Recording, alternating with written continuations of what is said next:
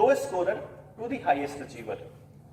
हमने लिए 20 स्कूलों से 20 बच्चे और हमने स्कूल को चिट्ठी लिख करके एक बात बोली थी कि अपने स्कूल का वो बच्चा दे दो जो तुमसे नहीं संभल रहा हो, जिसके आगे सारे हाथ जोड़ चुके, भाई तेरे बस की बात नहीं है, पढ़ना तेरे बस की बात नहीं है। मैं ये बताना चाह रहा था कि पढ़ना is not that big deal basically, और वो इतना इंपॉर्टेंट भी नहीं है लाइफ के लिए। लेकिन चलो आप लोग कह रहे हो कि हमारे वाला कर नहीं पा रहा, तो मैं आपको बताता हूं कि कैसे करते हैं। 20 में से 18 बच्चों ने हमारे पास पूरा साल लगाया और एक साल के बाद you will be surprise to know 18 के 18 मोस्ट डिक्लेयर्ड डफर बच्चों ने सबसे मुश्किल subject physics, chemistry and maths में स्कोर किया 100 आउट ऑफ 100 एवरीवन। मैं उस दिन फिर सोसाइटी के सामने आया, मैं फिर पूछा उनसे कि मान लो आपकी क्लास के सारे बच्चों के 100 में से 100 नंबर आ जाएंगे, क्या तब आपके पास उनको हैप्पीनेस देने के लिए जगह है? नो। अगर इस भिवानी शहर के सारे स्कूल ले लेना और उनके टॉपर 3 बच्चे फर्स्ट सेकंड थर्ड निकाल के ग्राउंड में खड़े कर दो, उनको भी खुशी देने का कोई एनवायरमेंट नहीं है अपने इंडिया में। क्यों? क्योंकि मां बाप को ही नहीं पता। हमें कुत्ते पालने सिखाए जाते हैं, मछली पालन सिखाया जाता है, मुर्गी पालन सिखाया जाता है, इंसान पालना कोई भी नहीं सिखाता। हमें पता ही नहीं इंसान की, उसके नेचर को समझना कोई सिखा ही नहीं रहा, उसको समझना कोई सिखा ही नहीं रहा। मैं समझाना ही सिखा रहे हैं, हम तो समझा ही रहे हैं। एवरीवन इज जस्ट उसको समझा रहा है, तो ये सही नहीं करता, तो ये सही नहीं करता। एंड देन मैंने कहा कि चलो सभी बच्चों ने 100 में से 100 ले लिए, तब आपके पास ऐसा क्या अरेंजमेंट है कि वो बच्चे अपनी सोसाइटी के अंदर वो जगह, वो मुकाम हासिल कर लें जिसके लिए वो बने हैं, जो उनका रोल है।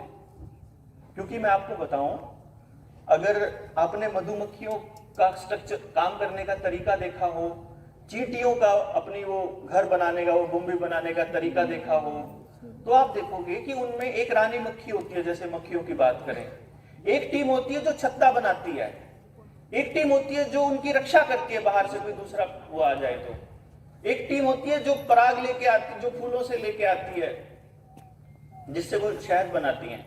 पूरा काम बटा होता है, टोटली ऑलरेडी डिक्लेयर्ड होता है कि ये वाली जो कैटेगरी के जो जीव हैं ये काम करेंगे। जानवरों तक में ये चीज डिसाइडेड होती है, पहचान लेते हैं कि तुम्हें ये काम अच्छा लगता है तुम ये करो, तुम्हें फालतू चुप रहो, भाई तुम्हें बैठना अच्छा लगता है तुम घर पे बैठे यहां आराम से बैठो। चींटियों तक में नेविगेटर्स चींटियां होती हैं जो रास्ता देख के बताती हैं बाकियों को कि खाना वहां रखा है, चलो चलते हैं। और हम लोग इंसान, हम लोग इतना पीछे हैं सारे जानवरों से कि हम यही नहीं फाइंड आउट कर सकते कि मेरा बच्चा जो पैदा हुआ है ये सोसाइटी में कौन सी जगह पे बैठेगा जहां वो सारी उम्र खुश भी रहे और दूसरों को भी खुश कर सके। हैप्पीनेस के लिए हम काम ही नहीं करते। 95% पॉपुलेशन, 95% अपने काम से दुखी है अपने देश में, जो भी काम वो कर रही है, बिकॉज बाय चांस वो काम कर रही है, बाय चॉइस नहीं कर रही है। एवरीवन, उसका क्यों बता रहा हूं मैं ये बात आपको, लगभग 17,000 बच्चों के ब्रेन पे रिसर्च है मेरी, 17,000 बच्चों पे।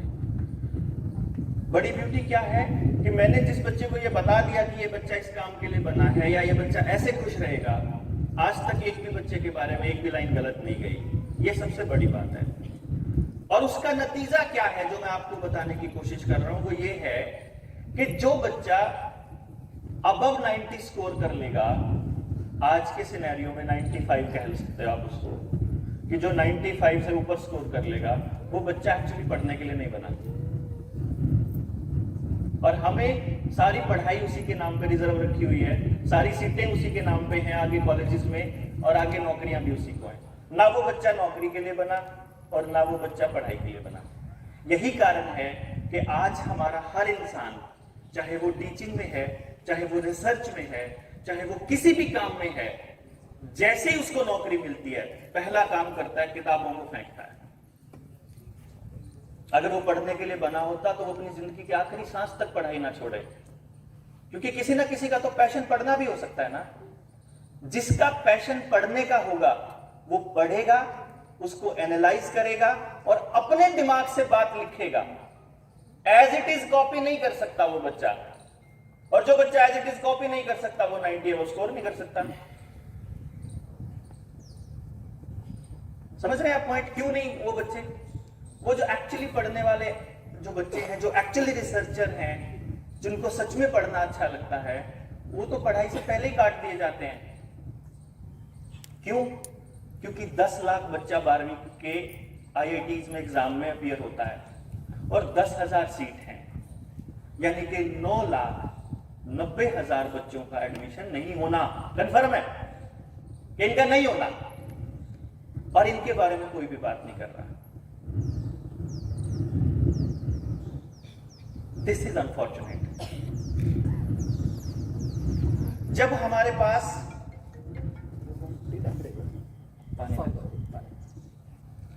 दूसरा गर्म वाला थर्मस गिलास में डालो। जब हमारे पास अपनी क्लास के टॉपर्स के लिए भी जगह नहीं है प्रॉपर, तो फिर जो बच्चा 40वें नंबर पर आ रहा है 40 बच्चों की क्लास में, उसका क्या करेंगे? क्या वो इंसान का बच्चा नहीं है? यह सबसे बड़ा सवाल है। मेरी जो लड़ाई है वो उन बच्चों के लिए है जो आपके बनाए हुए क्राइटेरिया में फिट नहीं बैठ रहे,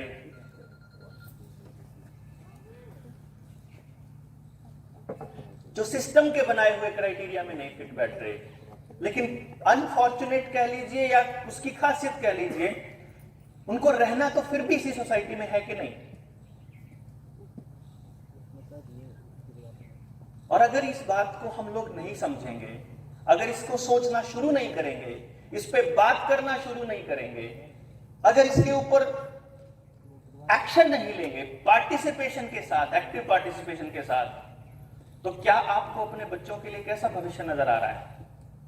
कुछ दिख रहा है भविष्य में? मुझे तो कुछ नहीं दिखता, क्योंकि आप अगर अपने पड़ोस में बात करेंगे, अपने दोस्तों से बात करोगे, तो आपकी क्या बातें होती हैं? कंपटीशन इतना हो गया है, क्या करेंगे बच्चे? और कसूर किसका? बच्चे का।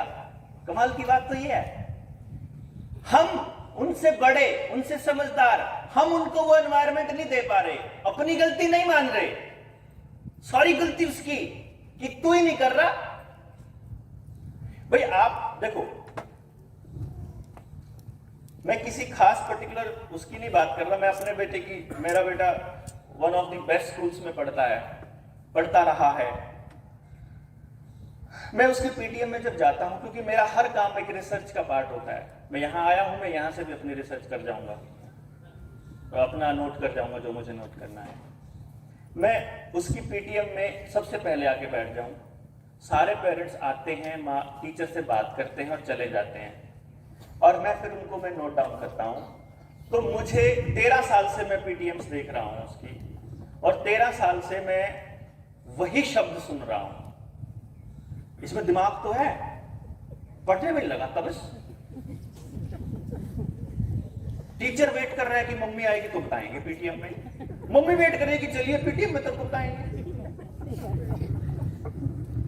बेटा work hard, you have potential, कर सकते हो, करोगे ना अगली बार? पक्का प्रॉमिस? पक्का प्रॉमिस? And that's all. वो मेहनत कैसी करनी है, कैसे करनी है, कहां ले जाओगे फिर वो मेहनत करके? मैंने एक दिन पूछ ही लिया एक मम्मी से, मैंने कहा अच्छा मैडम मान लो ये थोड़ी मेहनत कर लेगा, तब इसे अपन कहां ले जाएंगे? अभी कितना रैंक है? अभी तो ये 15वें रैंक पे आया है, 15th रैंक पे। मैं कहा देन व्हाट? मान लो मेहनत कर लेगा तो कहां लेके जाना है? कहते हैं तो फर्स्ट भी आ सकता है। मैं कहता जो अभी फर्स्ट है वो ऑब्वियसली फिर वो फर्स्ट नहीं रहेगा, और किसी ना किसी को उसका 15वां नंबर भी लेना पड़ेगा, फिर किसी ना किसी को 40वां भी लेना पड़ेगा। फिर वो 40वां इग्नोर्ड कैसे? वो नंबरों के बेसिस पे कमजोर कैसे? वो उनके बेसिस पर निकम्मा कैसे? पढ़ाई तो एक काम है ना सारी दुनिया जहान के कामों में से, तो अगर वो एक काम नहीं कर पा रहा तो वो निकम्मा कैसे हो गया? और ढेर सारे काम भी तो हैं, आपने वो काम देख लिए क्या उससे करवा के? कि सबसे बढ़िया क्या करेगा। भाई जो काम मैं करता हूं ना, मैं पहला आदमी हूं। ऑब्वियसली जब मैंने करना शुरू किया तो लोगों ने मुझे कहा तू पागल है क्या। मैं कहा मैं तो इस कॉन्सेप्ट पे काम करूंगा, तू पागल है क्या, ऐसे थोड़ी पॉसिबल है। अब आज से 17 साल पहले कोई टैलेंट बेस्ड एजुकेशन की बात करता, सोचो क्या होता था, मेरे को सच में पागल बोलते थे। 3 साल तक तो मुझे पहला आदमी नहीं मिला मेरे को जो सुन ले। And then what I said कि फिर मैं लोगों तक खुद जाता था, जो स्कूल के मालिक हैं, स्कूल के टीचर्स हैं, सरकारी स्कूल के हैं, प्राइवेट के हैं, कि सर आने वाले टाइम में आपकी जरूरत बनेगा ये। And then what they said, अब भी नहीं सर, पेरेंट्स नहीं सुनते जी, क्या करें। तो फिर पेरेंट्स क्या सुनते हैं कि उनको तो नंबर चाहिए, कि फिर आप क्या करते हो कि करें क्या। अब पिछले स्कूल से एडमिशन करा के इसमें लाए थे, एक्चुअली तो वहां तो आते ही पीटीएम में मम्मी ने तो मैडम को ही कसूरवार ठहरा दिया। वहां तो जी 75% आते थे, यहाँ 65 ही आए। तो मैं कहा फिर क्या करते हो, कहते कुछ नहीं, क्लास टीचर को बोल देते अगली बार 76 दे देना बस इसको, कि यहाँ आने के बाद सुधर गया। भाई माँ बाप को नंबर चाहिए, स्कूल नंबर दे देगा। माँ बाप को बच्चे की जिंदगी चाहिए, माँ बाप बच्चे की जिंदगी बनाने के लिए बात करोगे। फिर आप देखो, अगर सारा कसूर बच्चे पे डालते रहोगे, वो तो छोटा है अभी, उसे तो कुछ नहीं पता, ना उसे जिंदगी का पता, ना उसे आने वाले टाइम में उसके पास क्या क्या रिसोर्सेज है, उसे कुछ नहीं पता। उसे ये भी नहीं पता सोसाइटी में उसका रोल क्या है। तो एक्चुअली वो तो कुछ नहीं डिसाइड कर सकता। स्टेक होल्डर तो 2 है, एक स्कूल है, या तो टीचर्स हैं या माँ बाप हैं। अब उनको पता होना चाहिए कि क्या देना है। अब मान लीजिए बच्चा ही कसूरवार है, फिर तो अपन को टेंशन क्या जरूरत, फिर तो कुछ चेंज करने की जरूरत ही नहीं ना टीचर और पेरेंट को। हम कोई चीज बदलेंगे तो तब ना जब अपने को समझ आ जाए कि भाई जो हो रहा है वो गलत हो रहा है, फिर हमें समझ में आएगा कि यार बदलना पड़ेगा। फिर सोचेंगे ना कि क्या बदलें, फिर सोचेंगे ना कि जाएं कहां। मैं जो बता रहा था वो ये बता रहा था कि पढ़ाई तो एक काम है और ढेर सारे काम हैं जिनसे पैसे कमा सकते हैं। मैं ये बता रहा था कि मैंने जब 17 साल पहले ये करना शुरू किया तो मेरे को कोई सुनता भी नहीं था, आज मैं इससे पैसे कमा रहा हूं। और ऐसे आपकी सोसाइटी में ऐसे ढेर लोग मिलेंगे जो सिर्फ इसलिए इतने बड़े आदमी बन गए क्योंकि समोसा बहुत अच्छा बनाना आता था, इसकी चाट पापड़ी अच्छी है, इसके गोलगप्पे अच्छे हैं, ये सूट बहुत अच्छा सिलता है, ये बहुत अच्छा ये काम करता है। आप प्लम्बर भी बुलाओगे घर में तो क्या कहोगे फोन करके अपने दोस्त को, ये थोड़ी कहोगे कोई सस्ता प्लम्बर भेज, आप ये कहते कोई अच्छा प्लम्बर भेज। तो आपको कौन सा काम नहीं करवाना और कौन सा काम नहीं करना, हर काम को करने के लिए आपको बंदा ही तो चाहिए होता है। और अगर वो अपने काम को एंजॉय कर रहा है और अपने काम में मस्त है तो पैसे मिल जाएंगे उसको। क्यों, जो उससे सर्विस ले रहा है उसको पैसे दे ही देगा ना। तो मुझे ये लगता है कि पैसा, नौकरी is not a big problem, वो बन जाएगी। वो अपन जब बैठेंगे, सोल्यूशन ढूंढने की कोशिश करेंगे, डिस्कशन करेंगे, वो निकल आएगा। बट पहले सोचे तो सही कि there is an alternate way of living. आज जो बच्चा जी रहा है उसकी लाइफस्टाइल को एक बार ऐसे सोचो, वो आपका बच्चा नहीं है।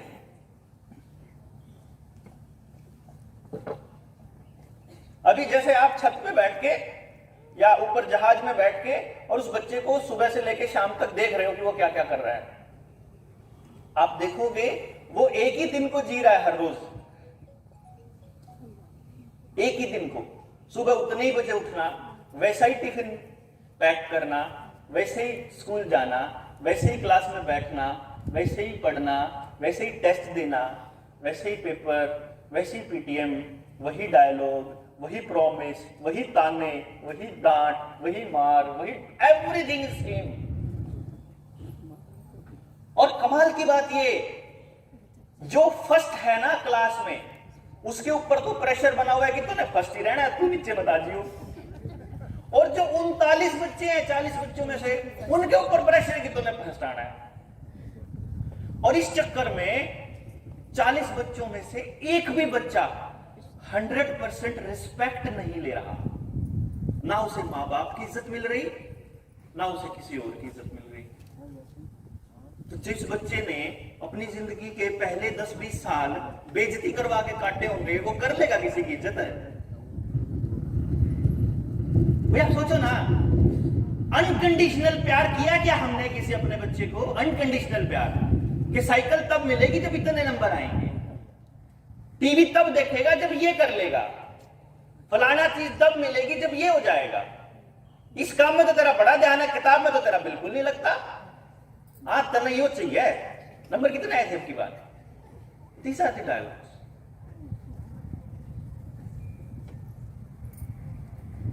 क्या हम कुछ भी अनकंडीशनल कर रहे हैं? और क्या हम जो कर रहे हैं क्या वो सही है? और क्या वो दिशा सही है? और क्या हमें उसी तरफ चलते रहना चाहिए या इसको थोड़ा बहुत बदलना चाहिए? क्या कहते हैं? बदलना चाहिए। कौन कौन तैयार है बदलने को? देखो, थैंक यू वेरी मच। मैं अब हमारे पास एक टेक्निक आ गई। अब हम ये बता सकते हैं कि इस बच्चे के पास ये वाला टैलेंट है। पता लग गया? क्या हम रेगुलर स्कूल की स्टडीज के साथ दिन में 2 घंटे उसके ओरिजिनल टैलेंट की ट्रेनिंग के लिए अरेंजमेंट नहीं कर सकते? कर सकते हैं। आने वाले टाइम में और कुछ नहीं करेगा, वो उससे पैसे जरूर कमा लेगा, इश्यूज खत्म। और सबसे बड़ी बात, उसको वो पसंद भी होगा, उसको मजा भी आएगा। कैसे? एक बच्चे को कार्टून देखने का बहुत तगड़ा शौक है। फॉर एग्जाम्पल, उसकी मम्मी को पता है कि कार्टून, सर डॉक्टर साहब प्लीज आइए सर, आगे आइए।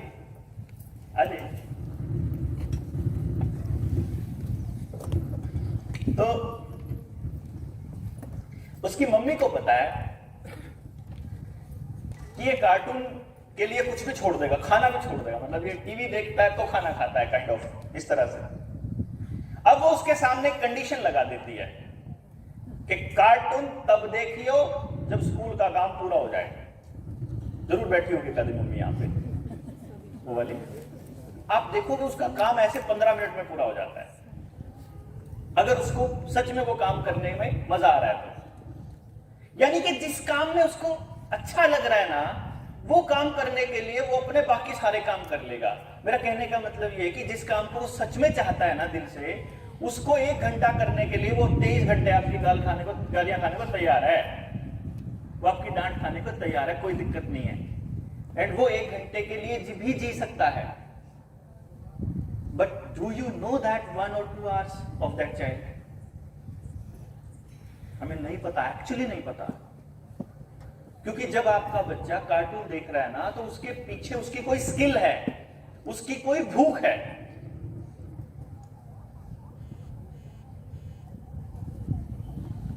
स्कूल में टीचर्स कौन कौन है यहाँ बैठे हुए? इतने सारे टीचर्स हैं अलग अलग स्कूलों में, बाहर से भी है ना। संडे आज इसलिए छुट्टियां आपकी।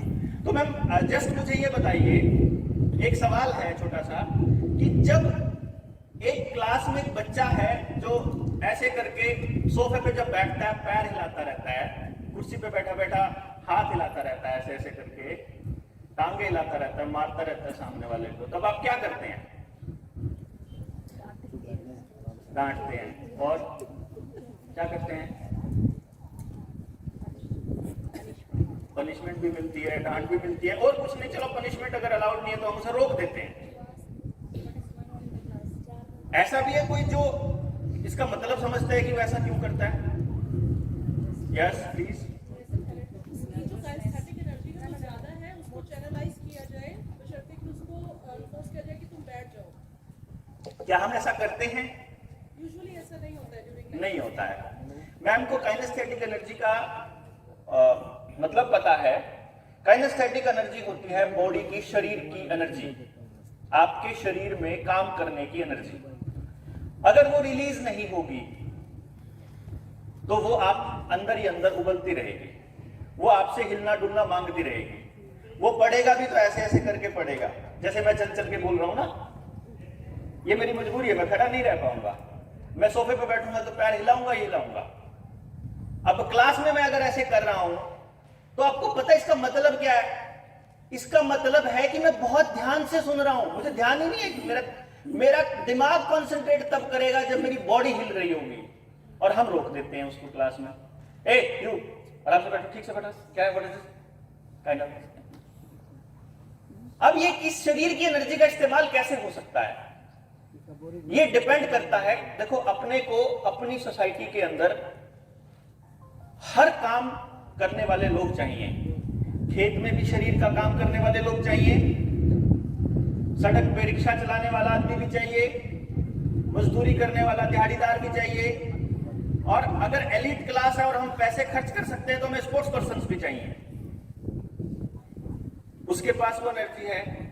लेकिन वो आदमी अगर ये काम नहीं करेगा और बाय चांस उसकी मम्मी या उसके पापा उसको कहीं ना कहीं, मतलब उसको रट्टा मरवा के पेपर पास करा के और कहीं बैंक में पीओ लगवा दें, क्लर्क लगवा दें, या कहीं बैठने वाली जॉब दे दें, समझो जिंदगी खराब हो गई उसकी। वो बैठने वाली नौकरी के लिए नहीं बना था, वो चलने वाले काम करने के लिए बना था। इतना सही तो समझना है। फिर आपका जो भी इकोनॉमिक स्टेटस है, फिर आपका जो भी जगह पे जहां बैठे हो, वहां आपके बच्चे के लिए कौन सी जगह बेस्ट हो सकती है, क्या हम ये डिसाइड नहीं कर सकते? बहुत इजीली डिसाइड कर सकते हैं। बजाय इसके कि वो दुकान को तब खोले जब मजबूरी में और कोई काम ना बचाओ कि चलो एक दुकान खोल के दे दें, क्यों ना हम उसके उन टैलेंट्स का पता पहले स्कूल टाइम में लगा लें कि ये आने वाले टाइम के बिजनेसमैन है, ये आने वाले टाइम के रिसर्चर हैं, ये आने वाले टाइम के लिटरेचर के बंदे हैं, ये आने वाले टाइम के म्यूजिशियंस हैं, डांसर्स हैं, कोरियोग्राफर्स हैं। क्या क्या तो नहीं चाहिए अपने को, टेलर भी चाहिए, बाल काटने वाले भी चाहिए, जूते बनाने वाले भी चाहिए, कपड़े बनाने वाला भी, खेती करने वाला भी, मशीनें बनाने वाला, हर चीज तो चाहिए। बट वो स्किल डेवलप तो करनी पड़ेगी ना।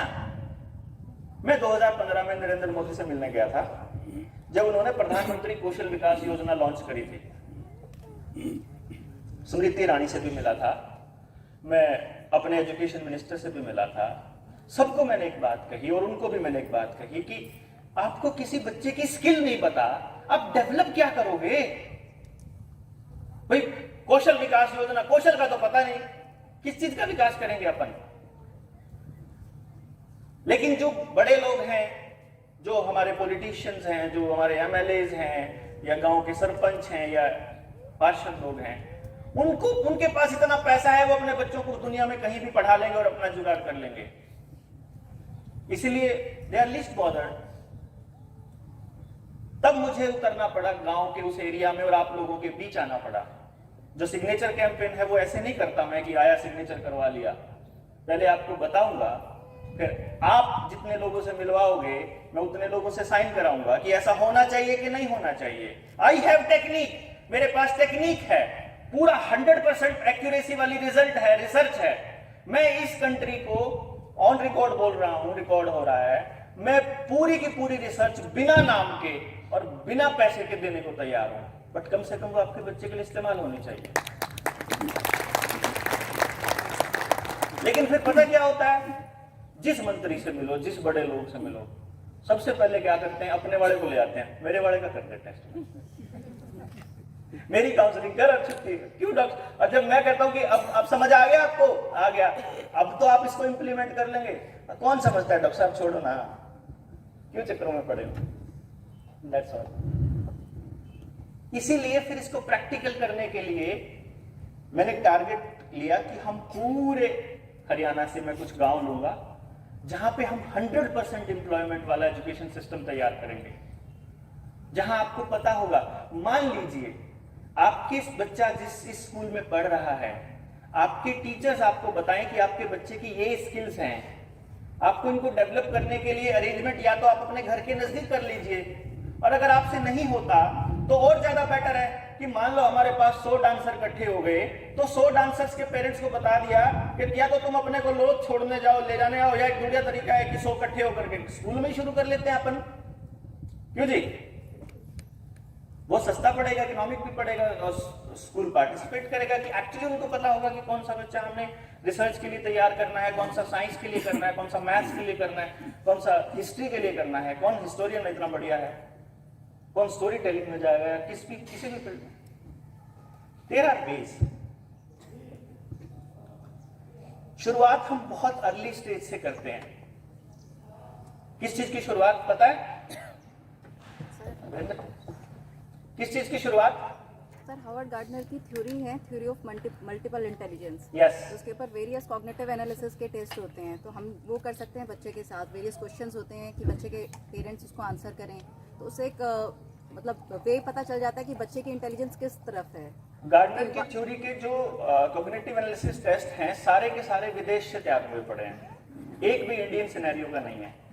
That is the biggest problem sir. Biggest problem. Indian system जो है इसमें एजुकेशन साइकोलॉजी डिपार्टमेंट के बड़ी बड़ी यूनिवर्सिटीज के साइकोलॉजी डिपार्टमेंट के हेड ऑफ द डिपार्टमेंट हम मेरे पास आते हैं कि जी बहुत तगड़ी प्रॉब्लम में फंसा हूँ, क्या करूँ? पर मैं उनको बोलता हूँ आप कौन से सब्जेक्ट के हैं? मैं साइकोलॉजी का हूँ। मेरे पास बहुत सारे टीचर्स भी आते हैं जो कहते हैं मेरा बच्चा पढ़ता नहीं है। इसीलिए ये दिक्कत है कि हमने जो बाहर के टेस्ट उठाए और कॉपी पेस्ट करने शुरू कर दिए, ना अपनी जरूरतें देखी, ना अपना एनवायरनमेंट देखा, ना हमारे लोगों का माइंडसेट देखा, ना कहां से शुरू करना है वो देखा। हम जो बात कर रहे हैं वो यहां जहां हम बैठे हैं यहीं से शुरू करना है। स्कूल, मैं जहां तक मैनेजमेंट को समझ पाया, जितना मैं प्रिंसिपल मैम को समझ पाया, स्कूल आपके लिए ओपन माइंडेड है, स्कूल आपके लिए तैयार है। आपका तैयार होना बहुत जरूरी है कि हमें क्या इस रास्ते पर चलना है या जो चल रहा है वैसे ही चलने में। क्या कहते हैं sir? Change is necessary sir. Change चाहिए, किस किस को चाहिए? लेट्स सी हाउ मेनी, मुझे चेक कर लेने दो कौन कौन है। बताइए मैम को, दिखाइए कौन किस किस को चाहिए change. Very important for me. Let's see, good, everyone wants that change. Everyone wants that change. दिक्कत यही है, देखिए अगर मैं यही बात आपको कोई और पर्सन बताए शायद आपको नहीं वैसे समझ आए कि नहीं पॉसिबल नहीं है। इसी तरह से जब आपके पॉइंट पे आकर के मैंने समझाया, आपको समझ आ गया। यही बात बच्चे के साथ हो रही है। हम बच्चे को क्या चाह रहे हैं कि वो हमारी स्पीड से याद करे, जितनी स्पीड से हम चाह रहे हैं, जैसे हम चाह रहे हैं, जबकि उसका सोचने का, समझने का, देखने का, एनालाइज करने का और अब सिंथेसाइज करने का तरीका अलग है आपसे। आपको वो समझना होगा कि वो कैसे अलग है, और बहुत ओपन माइंड से ये सोच करके कि वो चाहे बने बड़ा होकर के बदमाश गुंडा रहेगा तो आपकी औलाद ही। फिर ये भी सोचना पड़ेगा कि चाहे वो कुछ भी करे, अच्छा करे या बुरा करे, उसमें आपका रोल एज अ फैसिलिटेटर था, नथिंग मोर देन दैट। क्योंकि जब बच्चे की अचीवमेंट के साथ अपना सम्मान और उसकी कुछ गलत काम के साथ अपना अपमान जोड़ लेंगे ना, तो समस्याएं आती हैं पेरेंटिंग में। कि अगर किसी के नमस्ते नहीं करे तो सोचते हैं कि माँ बाप ने सिखाया नहीं। This is not right. भाई जैसे मैं ये मानता हूं कि नमस्ते एक ऐसा काम है, ऐसे काम है जो अपने आप आते हैं अंदर से। इसके लिए आपको जबरदस्ती करने की जरूरत क्या है? सर, बच्चे अनुसरण करते हैं, हम उन पे थोप नहीं सकते। लेकिन थोपा जा रहा है ना, दिक्कत तो ये है। वही मैं कह रही हूँ, हम बच्चे अनुसरण करते हैं। पेरेंट्स गलत काम करेंगे, बच्चों को ये सोचेंगे कि वो सही काम करे, हम गलत करते रहे। बेसिकली पेरेंट्स तो खैर गलत काम प्लान करके तो कोई नहीं करता। नहीं सर, अगर एक बंदा घर में बीड़ी पी रहा है, वो ये सोचेगा मेरा बच्चा बीड़ी ना पिए। नहीं, मेरे घर में तो 4 मेरे पापा और थे, चारों पीते थे। मेरा दादा हुक्का पीता था। फर्स्ट स्टेज पे बच्चा हमेशा अनुसरण करेगा, कभी आपके कहने पे नहीं चलेगा। ऐसा नहीं होता। जी सर। पहले स्टेप पे नहीं, आपकी बात बहुत हद तक सही है, अनुसरण करेगा, उसको वो दूसरे एंगल से भी देख सकता है। नहीं, जैसे आप सर कह रहे हैं ना कि बच्चा नमस्ते नहीं करता, अगर पेरेंट्स नमस्ते करेंगे तो डेफिनेटली उसको कहने की जरूरत नहीं पड़ेगी सर। अब मैं मेरे दोस्त के नमस्ते कैसे करूंगा?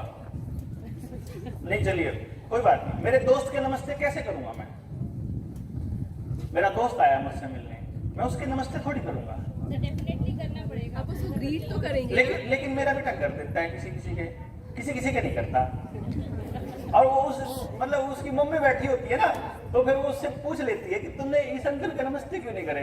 कहता है फील ही नहीं हुआ अंदर से। तो ठीक है, नहीं हुआ तो ना कर। भाई आप देखो ना, छोटा सा बच्चा जो 2-3 साल का है ना, आपके घर में कोई नेगेटिव एनर्जी ली हुई कोई आदमी या औरत आता है ना, वो रोना शुरू कर देता है। घर में कुत्ता होता है वो भौंकने लग जाता है। छोटे बच्चे वाइब्रेशंस पकड़ते हैं, स्मेल तक देख लेते हैं किसकी स्मेल है। बच्चा इतना स्मार्ट होता है, उसको बताने की जरूरत एक्चुअली नहीं है। अनुसरण की बजाय आपका जो शब्द था एक्चुअली क्या होना चाहिए, ऑब्जर्व करता है। ऑब्जर्वेशन था आपका जो सही वर्ड था ना, वो अनुसरण ने गड़बड़ कर दी। सो बेसिकली क्या होता है, बच्चा ऑब्जर्व करता है। और इसीलिए आप कुछ कहना चाह रहे थे? अच्छा, सहमति दे रहे थे। तो क्या होता है, अर्ली स्टेज से जब आप अपने बच्चे को गौर से समझेंगे और देखेंगे ना, तो आपको एक बहुत गजब की चीज मिलेगी कि पेरेंटिंग बहुत अल्टीमेट काम है। हमने इसको एक सजा बना रखा है बेसिकली। और अगर मेरे घर में बच्चा जन्म नहीं लेता तो शायद मैं कभी नहीं जान पाता, कभी नहीं समझ पाता कि पेरेंटिंग नाम की कोई चीज होती है। क्योंकि मैंने क्या हुआ, उसके जन्म से पहले ये प्लान कर लिया, जन्म से पहले ही, कि मैं अपने बच्चे को कभी पढ़ाऊंगा नहीं, कि मैं अपने बच्चे को कभी पढ़ने के लिए नहीं कहूंगा, और मैं अपने बच्चे को कभी भी ना, मतलब ऐसे नहीं रोकूंगा कि जबरदस्ती नहीं रोकने की जरूरत पड़े, और मैं कभी उसको डांटूं धमकाऊं ऐसे नहीं करूंगा किसी चीज के लिए। तो तब देखता हूं क्या मेरी पेरेंटिंग ऐसी अच्छी होगी। और जब मैं इस एंगल से चलने लगा ना, तो आपको बताऊं कि मेरा बेटा मुझे दिन में 10 बार ठीक करता था, और मेरे को रियलाइज होता था यार बात तो मैं ही गलत कर रहा हूं, गड़बड़ तो मेरे में ही है। भाई जैसे हम गाड़ी से जा रहे हैं, साइड में बैठा है, बैठे हम आराम से जा रहे हैं, सुबह ऐसे ऐसे करके आवाज आई रोने की, थोड़ा इमोशनल सा भी। मैं देखा, मैं क्या हो गया विनी, क्या हो गया बेटा? आप तो कह रहे थे कि रेड लाइट होती है तो रुकना होता है, आप तो नहीं रुके। करनाल की बात है, मैं क्रॉस कर गया था, मैं गाड़ी साइड में लगाई, उसके हाथ जोड़े, मैंने उसको बोला सॉरी बेटा, गलती हो गई, आज के बाद नहीं करूंगा। And that's all. मैंने आगे से अपने आप को सुधार लिया। तो मुझे उसे पता लग गया, फोन करके बोलता है आप आए तो नहीं, आप तो झूठ बोलते हो। मैंने कहा क्या हो गया? आप तो कह रहे थे आप 8 बजे आओगे। ओ तेरे, अगली बार मैंने स्टेटमेंट ठीक करी, मैंने उसको बोला बेटा मैं 8 बजे के बाद आऊंगा। अब मैंने स्टेटमेंट अगली कर दी कि अब वो कहेगा आप आए तो नहीं। मैंने कहा देख मैंने क्या कहा था याद है, 8 बजे के बाद। फिर ये बताओ, फिर मैं उसको बोला 10 बजे से पहले भाई एग्जैक्टली तो नहीं पता ना मैं कितने बजे आऊंगा। Then I need to change my dialogues to connect with him. और तब मैंने जाना कि मैं इतनी गलती कर रहा हूं। फिर मैं देखता हूं अपनी पेरेंटिंग में इतनी गड़बड़ हो रखी है पहले पीछे से। मैं देखता था, आप देखिए, अगर आपका बच्चा खुलकर बोलता है, अगर वो आपसे जबान लड़ाता है और खुलकर बदतमीजी करता है, तो एक शब्द कंफर्म बोलेगा वो, मेरे को कोई समझता ही नहीं।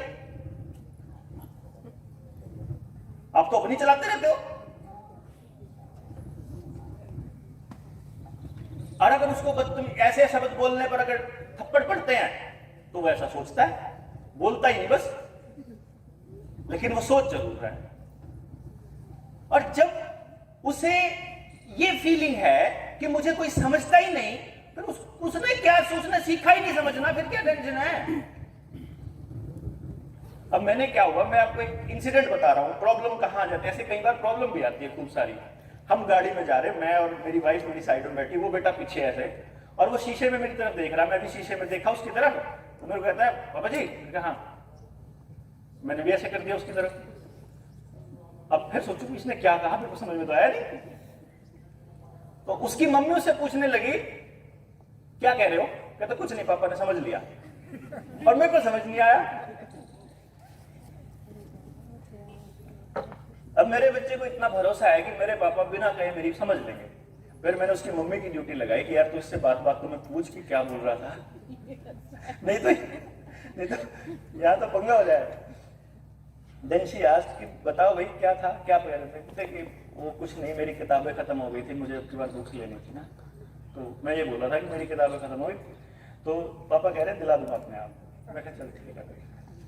फिर मैं उसे अगले दिन जो है अपने साथ लेकर गया और मैंने उसे बुक स्टोर में छोड़ा कि छांट ले अपने जो तुम्हें खरीदनी है। तो फिर वो अपनी मम्मी को देखा, मम्मी मैंने कहा था ना पापा को पता लग गया। बच्चे इस लेवल पे आपको समझने की कोशिश करते हैं, आपकी आंखों से, आपके बोलने के लहजे से। आपके कुर्सी पे बैठते हो ना, जब आप आके सोफे पे, ऑफिस से आके घर में सोफे पे बैठते हो और फिर उसे कुछ पूछना या कुछ लेना हो, खरीदना होता है, तो मम्मी कहती है पूछ ले, कहते ना अभी तो मूड खराब लग रहा है, अभी ठीक हो तो फिर पूछूंगा। ही अंडरस्टैंड्स कि आपसे कौन सी बात कब करनी है। क्या हम समझने की कोशिश करते हैं? मुझे तो ऐसा लगता है, जो मैं देखता हूं अपने आसपास, आप सारे उसमें अपवाद हो सकते हैं, लेकिन मैं तो अपने आसपास देखता हूं तो ऐसा लगता है जैसे पैदा करके और इस स्कूल में या कुछ स्कूल में दाखिल करके एहसान कर रहे हैं सारे सारे।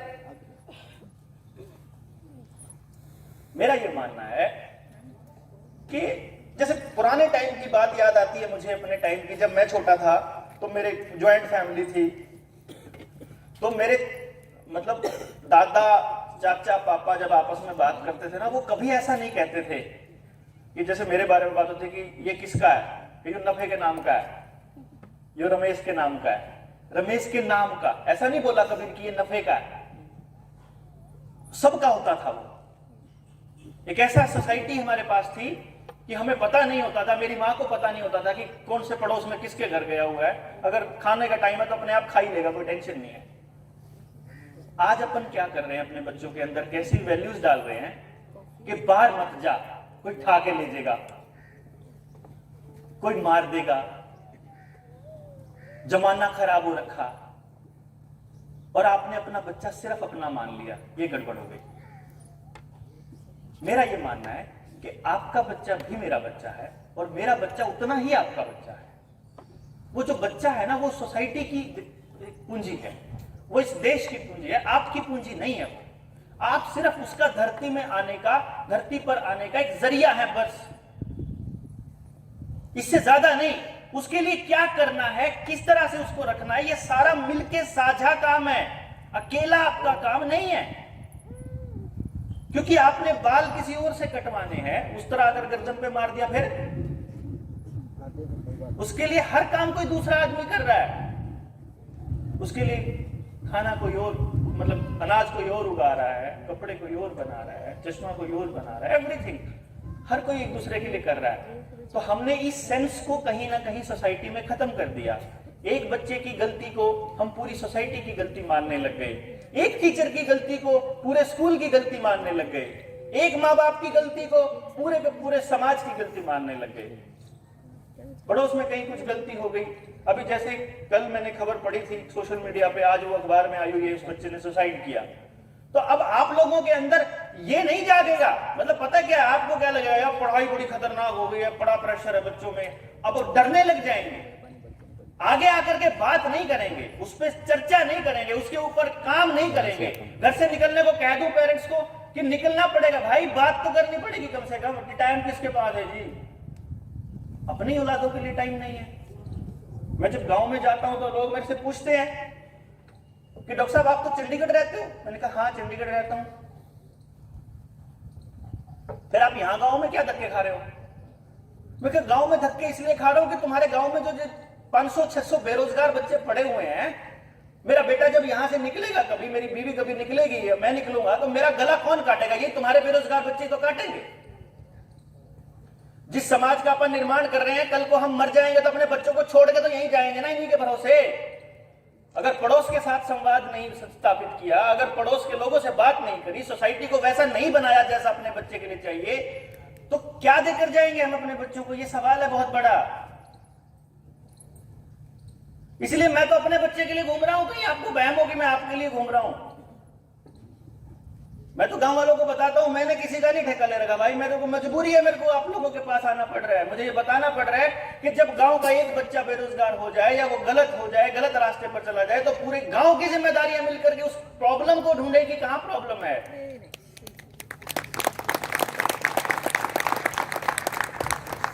और ये कलेक्टिव कॉन्शियस डेवलप करना पड़ेगा। अपन लोगों को जहां बैठे ये बात करनी पड़ेगी, क्योंकि आपके लिए जो पॉलिसी बनाते हैं उनको आपका ख्याल ही नहीं है, उनको मतलब ही नहीं है एजुकेशन वगैरह से, क्योंकि आप लोग कभी पूछते ही नहीं, आप लोग पूछते ही नहीं कभी। इस बात के ऊपर चर्चा कहां होती है, हम लोग बात कहां करते हैं। एक स्कूल के हेडमास्टर रिटायर्ड मुझे आके कहते, बाकी तो छोड़ो डॉक्टर साहब, मेरा बेटा बिगड़ गया, उसका सोल्यूशन बताओ, समाधान बताओ। ऐसे मैं गांव में गया हुआ था, मैंने कहा कहां बिगड़ गया, क्या बिगड़ गया? कह रहा वो गांव के ना कुछ बदमाश से बच्चे उनके साथ बैठना उठना शुरू कर दिया। कौन सी क्लास में है? 11वीं में हो यार आपकी बात। अच्छा, बचपन से ही इतना खराब है वो? ना, वो बच्चे बचपन से ही खराब थे क्या?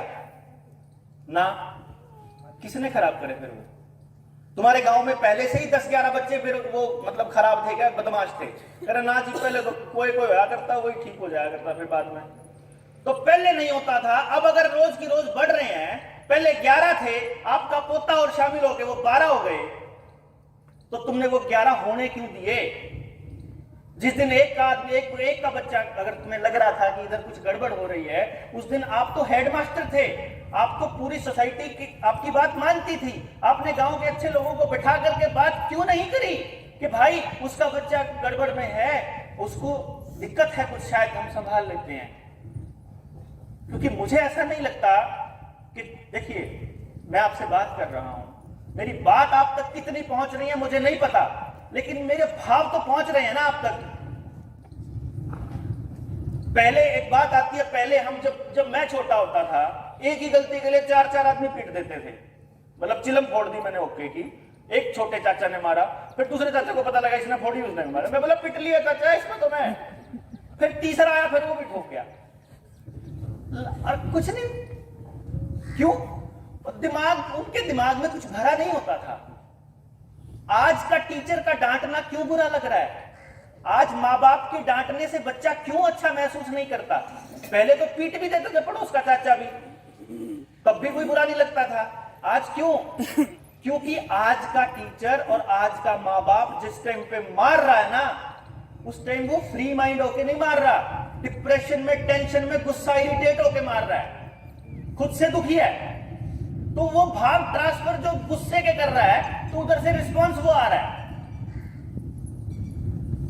जब आप सोसाइटी के अंदर इस तरह से टॉपिक पे बात करेंगे, जब आप उनसे बैठ के संवाद करेंगे, चेंज का नहीं पता कितना आएगा, लोगों का नहीं पता कितने घर से निकलेंगे, लेकिन इतना कंफर्म है कि हम ये भाव समाज में देना शुरू कर देंगे।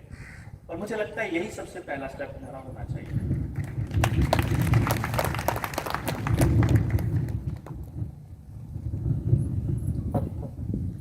अब मैं एक प्रॉब्लम डिस्कस करता हूं, छोटी सी प्रॉब्लम नहीं, एक इंसिडेंट है जो रेगुलर हमारे घरों में होता है। एक तो मुझे ये बताइए, 3 साल या 4 साल से छोटे बच्चे किस किस के घर में हैं अभी? अच्छा, उनमें क्या क्या कमियां हैं बताइए? गुस्सा करते हैं माँ बाप को, गुस्सा कर रहे हैं, तो ये बात हो गई। खाना नहीं खाते, खाना नहीं खाते। मोबाइल, अच्छा, पढ़ाई से रिलेटेड कुछ प्रॉब्लम उनकी? पढ़ाई अभी नहीं हुई ना? अच्छा, मोबाइल पे वो आपसे फास्ट कर लेते हैं एक्सेस, मतलब आपसे स्मार्ट है, आपसे इंटेलिजेंट है, अब आप उनको अपने जैसा बनाने पे लगोगे। मतलब आप उनको ये कहोगे कि जैसे मैं कह रहा हूं वैसे करो। अब आप ये मैं इसलिए कह रहा हूं, जिनके बच्चे छोटे हैं ना, 3-3 साल के, 4-4 साल के, उनके घरों में पढ़ाई से और उनके कैरेक्टर से और उनके पूरे एज अ होल आपको कोई समस्या नजर नहीं आएगी। वो जैसे जैसे स्कूल उनको ग्रेड देता जाएगा, वैसे वैसे वो प्रॉब्लम्स जो है वो क्रिएट होनी शुरू होंगी धीरे धीरे। अब जैसे मान लो खाने की बात पे, मैं आपको खाने की बात पे बताता हूं। बहुत अर्ली स्टेज में, छोटा सा था जब बेटा ना मेरा, मम्मी का फोन आया, बोलती है भाई, मैं कहा हाँ, ये खाना नहीं खा रहा। मगर फिर ना खाने को क्या दिक्कत है? कह रहा ना तू क्या दे, एक बार तेरी मान लेता है, ठीक है ना? मैंने कहा अच्छा एक बात बताओ मम्मी, अगर नहीं खाएगा तो क्या होगा? भाई नहीं खाएगा तो क्या होगा? ज्यादा से ज्यादा क्या होगा? पता है वो क्यों नहीं खाता? मैं आपको एक बात बताता हूँ क्यों नहीं खाता। मान लो मैं यहाँ एक दुकान खोल के बैठ जाऊं अभी आपको कहूं कि मैं ये सामान बेच रहा हूं,